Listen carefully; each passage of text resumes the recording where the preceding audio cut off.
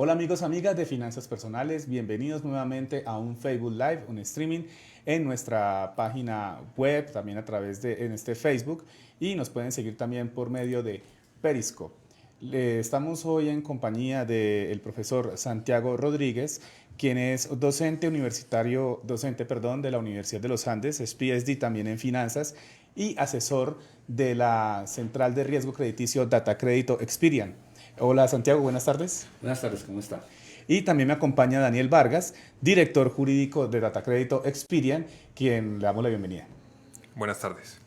Pues a ellos dos, que son todos unos expertos en el tema de historial crediticio, nos acompañan acá en el día de hoy también para hablar acerca de cómo se maneja el primer crédito, porque mucha gente tiene como la expectativa de que con el primer crédito, con la primera tarjeta que le entregan en la universidad, ahí empezaron todos sus problemas, ahí entonces esto es que empiezan a fallar en sus finanzas. Eso no tiene que ser así. Entonces primero quiero darle la palabra a Daniel, que nos hable un poco acerca del historial crediticio como asesor jurídico de Data Crédito. ¿Qué es eso del historial crediticio y cómo hace la gente para tener historial crediticio cuando va a adquirir su primer crédito si precisamente pues, no tiene vida crediticia? Mire, el historial crediticio es la hoja de vida financiera de las personas. Es el lugar donde se registran las obligaciones crediticias, ya sea comportamiento positivo o negativo. La historia de crédito es la mejor forma de empezar la vida crediticia y además en el futuro de profundizar los créditos, de profundizar el crédito. Anteriormente uno necesitaba una cantidad de bienes, garantía, casa, finca, cualquier cantidad de fiadores, uno necesitaba a la mamá, al papá para que respaldaran la deuda. Hoy en día con la construcción de una historia de crédito, las posibilidades de acceder al crédito aumentan sustancialmente. ¿Cómo empezar una vida crediticia o una buena historia de crédito? Lo primero es, y fundamental, y Santiago pues va a profundizar en eso, es abrir una cuenta de ahorros. Una cuenta de ahorros y el ahorro es siempre el primer paso fundamental para acceder al crédito.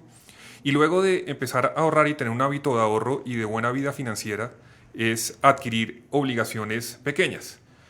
Obligaciones a alguna empresa de telecomunicaciones, algunas obligaciones pequeñas en almacenes de muebles, que le permitan primero generar una historia de crédito por medio del pago y no solo eso, sino obligaciones que respondan a su capacidad de pago, pues dependiendo de la etapa en la vida en la que esté. Bueno, gracias Daniel. Nos llegan unos saludos de Gaby Franco, de Wilfer Agudelo Rendón y María C. Gutiérrez, que en este momento están conectados a esta transmisión. 35 personas nos están viendo. Muchas gracias por estar siguiendo esta transmisión, este Facebook Live, donde nos pueden dejar todas sus preguntas acerca del tema de crédito y de cómo manejar correctamente el primer crédito. Tengo una inquietud, Daniel, acerca de cómo son los puntajes del historial crediticio, porque a partir de cero, me imagino, eso arranca. ¿Hasta dónde es posible subir ese puntaje? Mire, en el mercado existen una gran cantidad de scores. Data Crédito utiliza un score genérico que se llama Acierta Más. Acierta Más llega hasta los 950 puntos y empieza desde los 150. El score es producto de un análisis de la información y lo que hace es predecir la probabilidad de pago en el futuro. Y el score se construye con base en la información que está en la historia de crédito. De cada quien depende construir una buena historia de crédito y por lo tanto construir un buen score. Muy bien. Gracias. Santiago, bueno, usted es el que hace toda la información acerca se llaman newsletters de crédito y encuentra hallazgos importantes. Entonces, quiero que empiece a hablarnos de ese primer crédito que la gente toma. ¿Cómo es que toma ese primer crédito si no tiene historia crediticia y en qué lo utiliza? ¿Cuáles son las recomendaciones para no colgarse con ese primer crédito? Claro, finalmente ese primer crédito que tiene que adquirir usted va a depender del ingreso que usted tenga y de la etapa de vida en que está. Como mencionaba Daniel, muchos arrancan, si es dentro del sector financiero, a través de una tarjeta de crédito, o en el sector de telecomunicaciones a través de un celular, o a través del sector real con algún bien pequeño. Normalmente arrancan con valores pequeños en la medida que está arrancando la vida. Es importante tener ese buen comportamiento del primer crédito para que pues, se presente un segundo, un tercero y un cuarto crédito. Entonces el primer crédito es fundamental ese manejo. Siempre, digamos, la premisa básica es poderlo pagar. Digamos, en la medida que yo pido un crédito, la primera condición es que yo tenga la capacidad de pago. Entonces, en la medida en que yo vaya realizando eso, el score, como menciona Daniel, va a ir aumentando y eso lo que va a garantizar es que va a tener seguramente un segundo crédito o tener mejores condiciones crediticias. Y por lo general las personas sí hacen buen uso de ese primer crédito o como uno tiende a creer, con ese primer crédito ya comienzan los problemas, a colgarse con los pagos? ¿Usted qué ha visto en los reportes, en los newsletters de crédito que se elaboran en Data Crédito? No, yo lo primero que diría que puede ser un problema de educación financiera. Digamos, creo que tenemos una deficiencia a nivel país en cuanto a educación financiera. Entonces, muchos arrancan con ese primer crédito sin conocer y entender exactamente qué significa tener un crédito. Y eso es por falta de educación financiera cuando eran, digamos, niños y jóvenes y ya arrancando, digamos, la edad adulta. En la medida que falta eso, algunos, por supuesto, van a tener un mal comportamiento, digamos, crediticio. Y terminan aprendiendo, perdón, como dijimos a veces, poco a la fuerza. En la medida que tienen un crédito y no saben cómo manejarlo, que nunca le explicaron cómo funciona, pues comienzan a tener problemas, a colgarse en los pagos y a tener, por supuesto, problemas con el historial crediticio y pues con el otorgante, digamos, de crédito. Pero, digo, en la mayoría de los casos, pues hay un buen comportamiento y hay un buen, digamos, manejo, digamos, de ese primer crédito. Por supuesto, hay algunos que de arranque comienzan con problemas. Y si me permite Sí, agregar algo, claro. de hecho, uno de los grandes mitos que hay sobre las centrales de riesgo es que son una lista negra donde solo hay información negativa, lo cual es, digamos que es un mito lejos de lo que es la realidad. La gran mayoría de información que hay en Data Crédito es información positiva y de hecho por eso es que tener una buena vida financiera y construir una buena historia de crédito redunda en oportunidades de crédito en el futuro. Entonces digamos que resaltando un poco lo que dice Santiago, claramente la educación financiera es un tema fundamental para arrancar la vida crediticia, pero de arrancarla bien, pues es la puerta de entrada al mundo crediticio y la puerta de entrada para que en el futuro uno pueda adquirir muchos más créditos. Bueno, hablemos un poco de este crédito de jóvenes entre los 18 y los 24 años. ¿Cómo está en Colombia? ¿Sí tienen acceso a instrumentos financieros y si tienen capacidad de pago? Sí, lo que hemos encontrado es que los jóvenes están teniendo una participación importante en los créditos. Digamos, arrancan desde edades muy jóvenes, tal vez 18 años, y estamos viendo que, digamos, en el tiempo la participación de entre 18 y, no sé, 25 años ha venido aumentando. Han entendido, digamos, los jóvenes la importancia del crédito, la importancia de ir generando una historia crediticia que les permita, digamos, ir sumando puntos o ir sumando buenos comportamientos para tener nuevas oportunidades de crédito. Muy bien. Nos llegan saludos de Viviana Carolina Peña, también está conectándose a este streaming Carolina Blanco, Camilo B. Mateus, que nos saluda desde Santander, Emerson Vaga dice hola y nos llega una pregunta. Karen Paola Corredor Ávila dice: hola, me surge una duda. A un familiar le pasa algo curioso, porque aún teniendo una cuenta de ahorros sólida y 2 bienes inmuebles para responder a una deuda, sin ningún registro negativo en el sector financiero, no le prestan la cantidad suficiente para poder invertir en finca raíz. ¿Por qué sucede este tipo de eventualidades? ¿Quién se anima a responder? Bueno, yo que diría es, por supuesto, hay que recordar que el que otorga el crédito es el que toma la decisión. Hablando un poco de Data Crédito, Experian tiene unas bases de datos que utilizan el que otorga crédito, en este caso menciona que es un crédito de vivienda. Entonces, aquí el que va a dar el crédito es el que consulta la información y toma las decisiones, tiene sus propias políticas y criterios de selección. En este caso, digamos en particular, que puede pasar, mencionan es que no le dan el valor del crédito que está solicitando. Por supuesto, yo puedo tener una buena historial crediticio, pero hay otro elemento importante que es tener capacidad de pago. Porque, digamos, un buen escritoral crediticio lo que me permite es tener crédito. Pero la cantidad que yo estoy esperando o que yo quisiera, pues sí, por supuesto, va a depender de la capacidad de pago que tengo yo. Entonces, dependiendo del ingreso y ese disponible que tengo, podría, digamos, la entidad calcular cuál sería el valor del crédito que le pueden dar. Entonces, más allá, digamos, de tener algunos bienes, que eso todo ayuda, por supuesto, el valor de pronto que está esperando va a depender de su capacidad y su ingreso. Y lo otro, e insisto en este punto, un buen historial de crédito no es solo no tener un dato negativo, sino es tener información dentro de la historia de crédito. Y por eso es que es muy importante saber cómo iniciar la vía crediticia para ir registrando obligaciones nuevas y obligaciones que tengan comportamiento positivo. Entonces, digamos, si bien tiene una cuenta de ahorros y tiene la capacidad de pago según lo que nos dice Karen Paola. Karen Paola, es importante construir historia de crédito con información positiva por medio de nuevas obligaciones. De pronto, no la gran obligación, pero uno puede empezar la historia de crédito con pequeñas obligaciones para en el futuro y ir ampliando el portafolio crediticio. Siguen las preguntas. Esta es de Carolina Nieto y dice: hola, ¿cómo puedo cuidar mi historia de crédito? ¿Qué debo tener en cuenta? Digamos, lo importante en la historia crediticia, la primera condición es pues tener, digamos, reportes positivos. Recordemos que todos estamos reportados en las centrales de riesgo. Lo importante es tener buenos reportes. El buen reporte y un buen score depende de ese hábito de pago. Tener un buen hábito de pago, como decía Daniel, tener unos productos acorde a la vida, digamos, laboral que yo voy, digamos, obteniendo, y tener también un endeudamiento también adecuado. El endeudamiento también es lo que me permite poder tener acceso a nuevos productos. Entonces es bien importante, digamos, esos elementos a la hora de solicitar un crédito para tener un buen score crediticio. Hay algo adicional y es, cada persona es dueña de su propia historia de crédito y uno es responsable de hacer su buena historia de crédito. La historia de crédito refleja el comportamiento de uno y digamos que una de las normas básicas de una historia de crédito es que todo lo reportado debe corresponder a la realidad. Y en ese orden de ideas,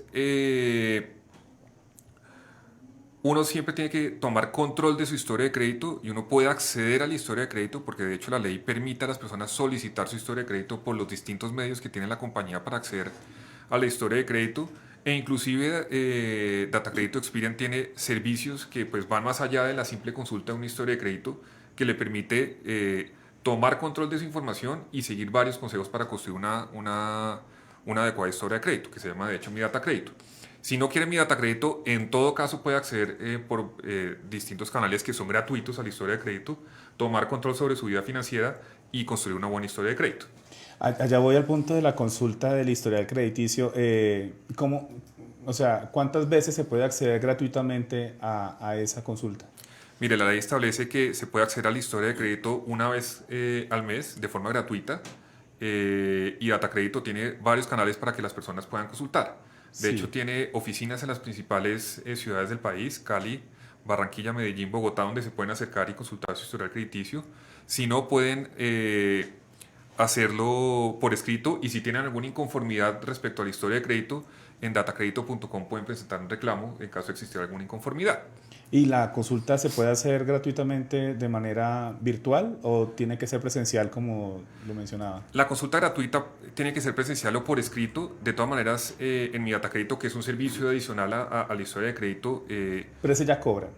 Pero el primer mes es gratis. Entonces digamos que, aunque lo que digo, va más allá de la simple consulta a una historia de crédito, porque la consulta de historia de crédito por los medios que le comentaba puede ser gratis, pero si desean también coger y tomar control sobre la historia de crédito, pueden acceder por medio de midataCredito.com. El primer mes es gratis, entonces digamos que eso es una buena forma también de acceder a la historia de crédito. ¿Cuánto vale la suscripción básica de una persona que quiere entrar a Mi Data Crédito? Más o menos. Si no estoy mal, 7,000 pesos mensuales. Pero insisto, hay formas de tenerlo gratis mensualmente. Muy bien. Gracias. Entonces le respondimos a Carolina y se nos fue un poquito larga la respuesta por otros temas que tocamos. Vamos con Camilo B. Mateus. Dice, ¿cómo manejar de manera adecuada o sacarle provecho a las tarjetas de crédito? Claro, el tema de la tarjeta de crédito es bien importante. Recordemos que la tasa de interés de la tarjeta de crédito es la más alta del mercado. Hoy se puede encontrar entre el 28 y el 29%. Entonces, por supuesto, utilizar la tarjeta de crédito para financiar, digamos, bienes, pues es costoso en la medida que, como comento, la tasa más alta. Realmente el uso de la tarjeta de crédito debería hacerse, intentarlo por lo menos más de manera transaccional. Es decir, tratar de, en la medida que yo haga las compras, tener, digamos, o diferirlas a un mes y pagarlas en el siguiente mes. Entonces hay algunos bienes que son perecederos, digamos, no sé, restaurantes, mercado, todo ese tipo de bienes. Una cuota. Hago una cuota en la medida que con eso no pago interés y el banco me está financiando entre 20 y 50 días. Por supuesto, si va a hacer una compra un poco más grande y la capacidad de pago se me dificulta, sí podría comenzar a diferirlo en algunos meses, procurando que esos meses, claro, uno, no excedan como la vida útil del bien que estoy comprando y tratando, de acuerdo a mi flujo de caja, de reducirla en lo máximo, recordando bueno, que la tasa de interés es muy alta, pues es entre el 28 y el 29%. Entonces es bien importante el uso de la tarjeta de crédito, recordar que todas las compras que yo hago, pues tengo que pagarlas. Idealmente, dependiendo el tipo de bien, pues diferirlas a un mes y en algunos casos un poco más. Hay un tema que se toca mucho con la tarjeta de crédito, que es, de nuevo, insisto, estamos hablando del primer crédito, y es el de los avances. Ahí es donde las personas comienzan a patinar un poco con los avances porque creen que están teniendo como dinero propio o haciendo un avance, un adelanto de nómina. ¿Cuál es la realidad de los avances con la tarjeta de crédito? Claro, los avances digamos, es bien costoso, digamos, un poco los avances. Cuando uno mira la estadística, de cada 100 pesos que se utiliza la tarjeta de crédito, 25 van para avances, una cuarta parte va para avances. Cuando usted hace un avance, lo que está haciendo es obteniendo efectivo, seguramente para pagar alguna otra obligación o algún tipo de problema. Entonces, cuando usted ya está, digamos, utilizando avances es porque tiene un problema de flujo de caja con toda seguridad. Entonces, digamos, obviamente la recomendación es en lo posible utilizar los avances, porque además los avances se pagan intereses desde el momento del avance. Además hay una comisión por utilizar el avance. Entonces el avance es digamos, un mecanismo de financiación aún más costoso que hacer una compra, digamos, directamente con tarjeta de crédito. Entonces, como comento, los avances, en lo posible, pues tratar de evitarlos, porque obviamente la tentación es, yo con la tarjeta de crédito estoy obteniendo pues efectivo para poder utilizarlo y pagar seguramente alguna obligación que no me permite hacerlo directamente con la tarjeta de crédito. Muy bien. Valeria Gutiérrez lo saluda, Santiago, le dice, hola, quería saber qué es el score de crédito, pero creo que esa pregunta es más para Daniel. El score de crédito es un puntaje que mide la probabilidad de cumplimiento en el futuro. Entonces, como mencionaba hace un rato, el puntaje se construye con base en la información de historia de crédito y con base en esa información se predice cuál va a ser el comportamiento futuro de esa persona. De cada persona depende tener un buen historial crediticio y por lo tanto un buen score. Y a mayor score, mayor probabilidad de acceder a un crédito, igual que con la historia de crédito. A mejor historia de crédito, las probabilidades de acceder al crédito aumentan. Muy bien. Daniel, una duda que surge mucho es esto, la permanencia en las centrales de riesgo. Esto ¿cómo se maneja? Aclaremos esa inquietud cuando las personas ya tienen pagos que no se hicieron a los bancos o tarjetas de crédito vencidas, en fin, cualquier obligación que hayan dejado vencer. Mire, la regla general es la siguiente. La información negativa permanece el doble de la mora, no más de 4 años, siempre contado a partir del pago de la obligación. En ese orden de ideas, si tuve una mora de 2 meses y pagué la obligación, la permanencia de la información va a ser de 4 meses. Si, por ejemplo, tuve una mora de 3 años y pagué, la permanencia va a ser de 4 años. El doble de la mora, nunca más de 4 años, contados a partir del pago.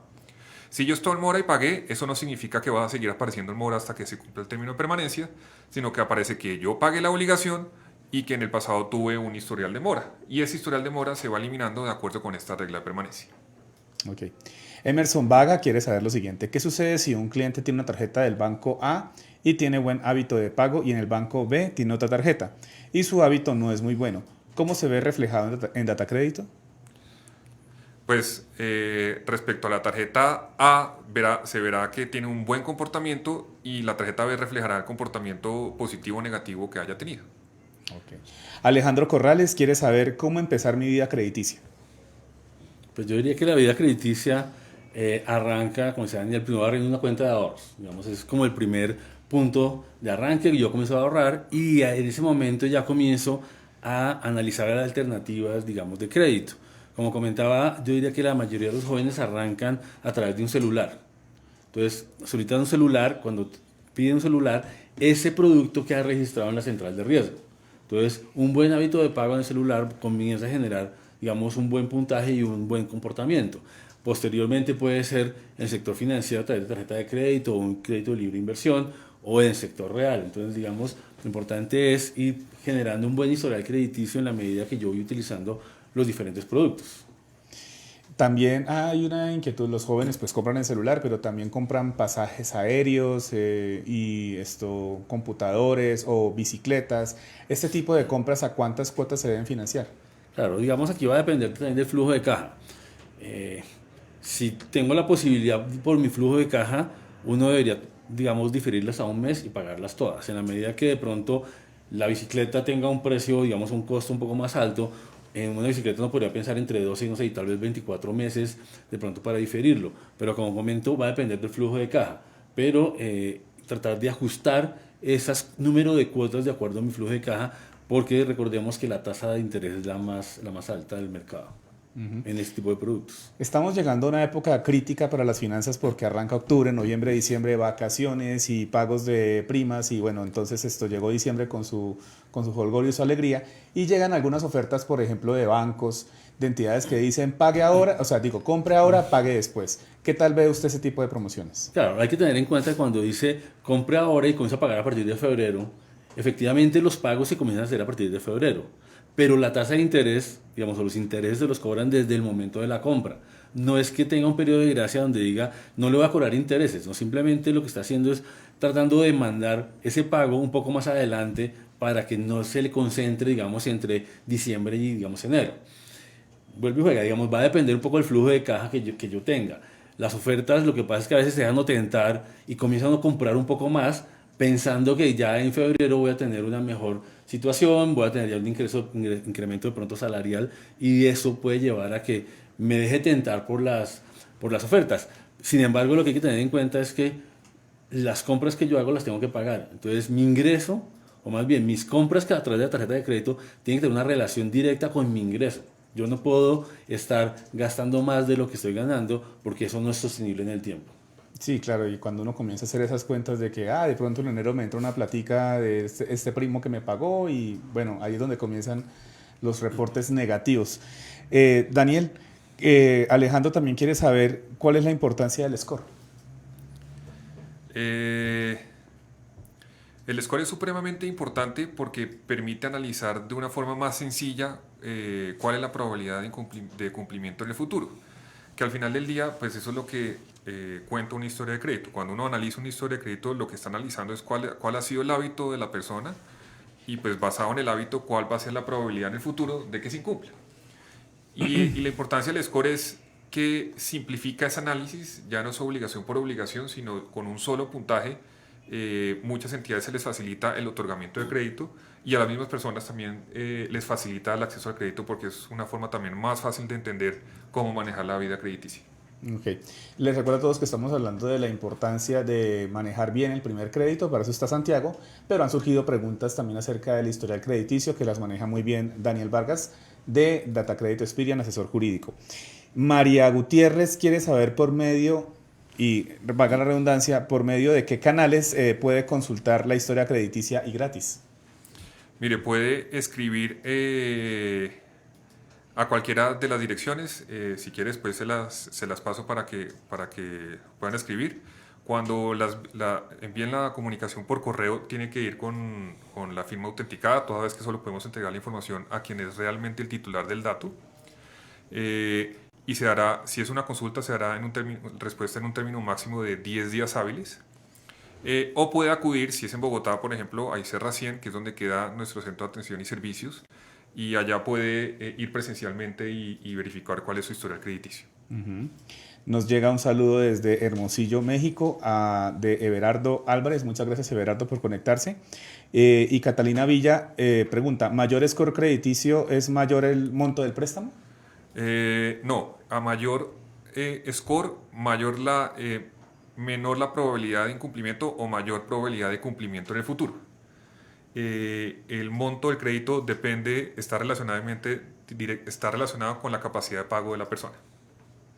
Gabriel, ahora, perdón, sí. Mejores condiciones de crédito sí puede llegar a tener. Mejor dicho, entre menos riesgo representa una persona para una entidad, pues mejores condiciones de crédito va a tener. Y en ese orden de días es la importancia de uno tomar control sobre sus finanzas y sobre su historial crediticio y su score. A mejor score, mejores condiciones de crédito seguramente. En cuanto a condiciones, quiere decir, por ejemplo, que en vez de un monto muy grande, tal vez le bajen un poco la tasa de interés. O sea, puede uno llegar a negociar qué cosas con el banco. Mejor tasa de interés, mejores plazos, mejores condiciones de pago. En fin, digamos que entre mejor historial y mejor score tenga uno, las condiciones para acceder al crédito no solo se van a facilitar, sino que van a ser mucho mejores. Sí, muy importante también estar pensando cuando vayan a solicitar un crédito, pues lo que ha dicho Santiago varias veces, el flujo de caja, porque sin ingresos pues no hay como tampoco respaldar una mayor deuda. A mí ya me pasó. Gabriel Arango dice lo siguiente, tengo una pregunta, ¿qué se puede hacer en el caso de haber sido víctima de uno de los famosos pagarés de empresas que vendían no cursos de inglés, sino el material educativo, por un valor abusivo y que desafortunadamente reportan al deudor en Datacrédito por no continuar en el curso. ¿Tengo derecho al vencimiento de la deuda o qué se podría hacer al respecto? Gracias. Bueno, pues lo primero que hay que analizar es si pues fue una conducta abusiva por parte de quien otorgó el préstamo. Para eso están los entes regulatorios, para eso que es la Superintendencia de Industria y Comercio. En caso de no determinarse que fue una conducta abusiva, porque digamos que las conductas abusivas pueden llevar inclusive a considerar que el contrato como tal pues es nulo, pero en el evento que no lo sea, pues digamos que está la obligación y pues cuando uno tiene una obligación y no es abusiva y no se comprometió a pagar algo, pues seguramente la responsabilidad de uno será pagar. Desafortunadamente la mejor forma de corregir, o pues mejor dicho, la mejor forma de corregir un historial crediticio pues es pagar. Y en este caso, si es una cláusula abusiva o si es un contrato abusivo, pues tendrá que acudir a las autoridades señalando que es un contrato abusivo para que se tomen medidas al respecto. Y si no lo es, lo mejor es ponerse al día y seguir construyendo una historia de crédito. Seguimos con María Gutiérrez. Ella dice, si yo tengo una deuda con el banco pero por razones de trabajo no pude cancelar, ¿qué debo hacer para pagar pero sin que me genere más endeudamiento? Ya, lo que hay que tener en cuenta es, en el que tenga digamos, un crédito vencido, siempre digamos la recomendación, digo yo, es acérquese a quien le otorgó el crédito y manifieste que tiene un problema. Si es un banco, el banco va a estar presto a ayudarle y mirar cuál es la solución. El banco, digamos, le interesa que le paguen. Y si la persona tiene digamos, un descuadre en cuanto a su ingreso porque perdió su trabajo, tiene menores ingresos, pues el banco le va a interesar, digamos, mirar cuál es la posible solución que puede darse. Entonces, de pronto, alargarle el plazo, darle un sistema de pago un poco diferente. Entonces, digamos, siempre cuando tengo una obligación de mora y yo tengo interés, pero tengo dificultad de pago, es acercarse y mirar cómo logro hacer un buen acuerdo con la entidad que me está dando el crédito. Y una cuñita acá, ¿no? Existen los seguros de desempleo que precisamente cuando hay tarjetas de crédito o créditos que están vigentes, se pueden tomar para que respalden el pago de esas cuotas por un determinado tiempo. ¿De acuerdo? Eso también sería una oportunidad. Sí. Yo creo que han finalizado un poco las preguntas de las personas que estaban conectadas a este streaming. Sin embargo, Daniel, hay un mito por ahí o hemos escuchado que es posible hacer un derecho de petición para poder salir de Datacrédito. ¿Eso es cierto? ¿Y qué consecuencias tendría salirse de Datacrédito? Pues mire, digamos que el concepto de salirse de Datacrédito es el primer mito. Cuando uno tiene una vida financiera, esa vida financiera se ve reflejada en la historia de crédito. Y si uno otorgó autorización para que dicha obligación fuera reportada en la historia de crédito, pues uno permanece en la historia de crédito. Lo importante es que la obligación reportada refleje la realidad de la obligación y del comportamiento que estoy teniendo con la entidad que me está reportando. En ese orden de ideas, si yo quiero retirar un dato negativo, siempre existe la posibilidad, siempre y cuando ese dato negativo no sea veraz. Si ese dato negativo no es veraz, yo como titular tengo derecho a solicitarle a la fuente o directamente a Datacrédito, pero finalmente es la fuente quien determina el principal garante de la calidad de la información, para que corrija la información. Es deber legal de la fuente reportar información veraz y que corresponda a la realidad de la obligación. En ese orden de ideas, si yo siempre he pagado y me están reportando en mora, ese reporte debe ser corregido y ponerse al día dentro de la historia de crédito. Nos llega otra pregunta. Si yo no tengo una cuenta de ahorros, ¿es muy difícil que me den un préstamo? Dice Catalina Villa. Muchas gracias, Catalina. No, yo diría que no, seriamente. Digamos, yo puedo tener un crédito sin tener, a mí me pueden dar una tarjeta de crédito sin tener cuenta de ahorros. Cuando hablamos de abrir una cuenta de ahorros es que realmente es el producto del sector financiero más fácil de obtener. Entonces, por eso, digamos, hacemos mención de, normalmente las personas arrancan por una cuenta de ahorros, pero, digamos, no es una condición para que me den una tarjeta de crédito o me den un celular, tener obligatoriamente una cuenta de ahorros. Es más porque es, digamos, como el proceso normal, digamos, digamos, obtener los diferentes tipos de productos del sector financiero. Muy bien, Luis Enrique Jiménez, que nos está saludando. También es cierto o se puede presentar que por tener un reporte en Datacrédito en un banco no le puedan prestar dinero, no le lleguen a prestar. Pues como decía Santiago, quien toma la decisión al final de otorgarnos un crédito es la entidad. Entonces digamos que nosotros no podríamos afirmar si se da o no un crédito o de qué exactamente depende. Sin embargo, es pertinente resaltar que la ley 266 establece que no se podrá tomar una decisión basada únicamente en un dato Únicamente, negativo. ok. Ujú. Dentro de las políticas de riesgo de las entidades financieras siempre hay una cantidad de factores, no únicamente un reporte crediticio, y digamos que por esa razón es que la ley establece que no se podrá basar únicamente en un dato negativo para negar un crédito. Otra inquietud que surge acá de José Luis Cuellar Sosa dice, ¿por qué cuando le consultan el datacrédito le baja el puntaje? Gracias. Bueno, eso es un mito. Digamos que, como decía inicialmente, hay una gran cantidad de scores crediticios en el mercado. De hecho, hay varias entidades que tienen sus propios scores y que tienen diferentes variables. En lo que respecta al score genérico de Datacrédito Acierta Más, no tiene en cuenta las consultas, y en ese orden de ideas consultar o no consultar no genera afectación dentro del score Acierta Más.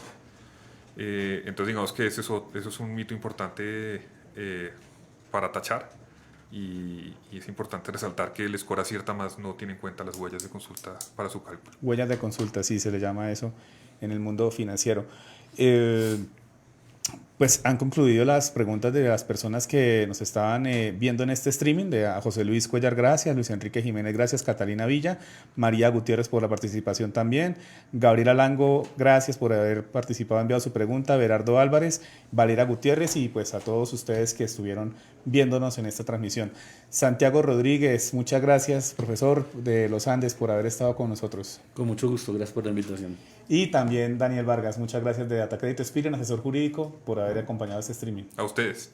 Y los esperamos para una próxima transmisión en 8 días, de nuevo en este espacio de finanzas personales a través de Facebook. Recuerden que también nos pueden seguir por Twitter, LinkedIn, Google+, y a través de nuestra página web finanzaspersonales.co, y también a través de este video que queda alojado en la plataforma de YouTube. A David Gallego, que nos acompañó en la parte técnica, nuestros agradecimientos, y los esperamos de nuevo hasta una próxima emisión, un próximo Facebook Live. Chao.